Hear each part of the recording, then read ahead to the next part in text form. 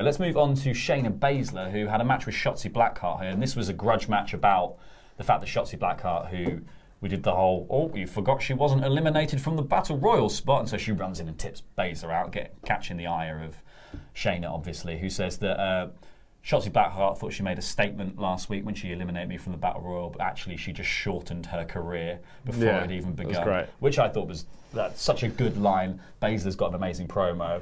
Shotzi held on for as long as she could in the curated clutch before having to tap, and then Baszler did the classic heel thing of holding it until she passed out.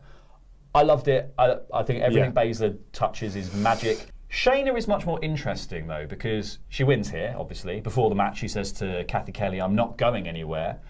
No way. And then she says, I'm not going to stop until I'm Shayna 3 times.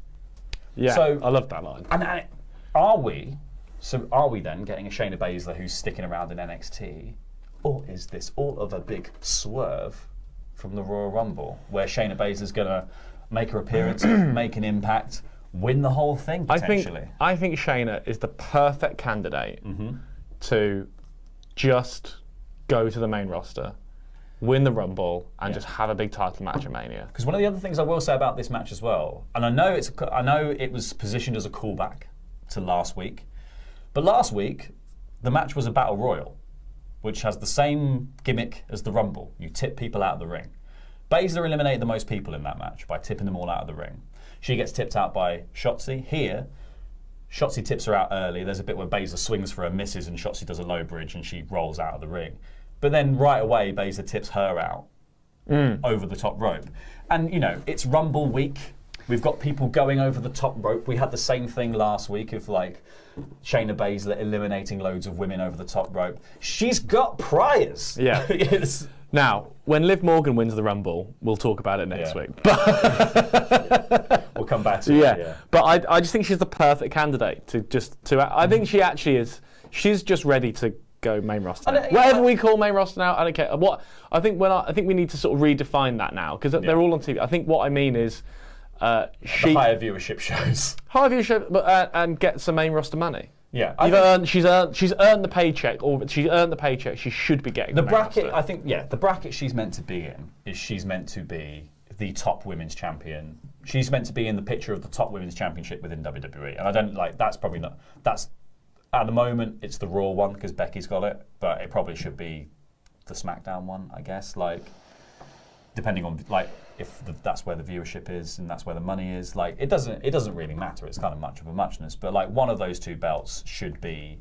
That's the picture, the title picture that I think Baszler should be in and should fit in, and then the Royal Rumble, obviously, winning that gives you a guaranteed title shot at Mania. So, and I don't think that includes NXT, as far as we know. No, that would be the ultimate swerve. She wins the Rumble, points at the sign, and she goes, "Well, I just want my old belt back." Yeah. But I think.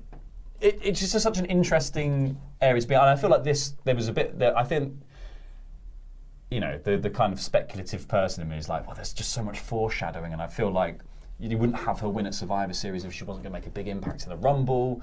You want something, you know, the women's division on the main roster, like, has been kind of lacking direction since Ronda's been gone, so you need somebody who feels like a legitimate contender and a legitimate threat, especially to Becky, who's been put over so strong against everyone else. Baszler is that woman. But I think Baszler is the perfect foil for Becky. Perfect. I just think they could. I'm so excited at the prospect of those two possibly having a feud. I just think. Not only that someone like Shayna is exactly the kind of person they should be giving this sort of run to, but I think Becky needs it too. Becky is crying out for a serious, legitimate, fresh villain, and the problem is a long-term feud. I think. I think the thing Becky's lacking in her kind of role as champion is. She's not had anyone who just feels like that's her bitter enemy. Now, is that WWE's fault? Yes, because that was Asuka, and they cocked it up. And the reason you need Shane to come up is because, unfortunately, they need to constantly bring up new people because they're not capable of doing anything with anyone. Yeah. So the only chance you get is the first chance. As Eminem said, you only get one shot, do not miss your chance to blow. But that seems to be the way. Yeah. That seems to be the way with all of the people who've come through developmental. If on day one you aren't pulling Brock Lesnar's head off, you're dead in the water. His innards. Yeah, you're dead in the water. Yeah. And I think, and that leads to, well, now the only thing you can do is just keep filing them in until one of them hits gold.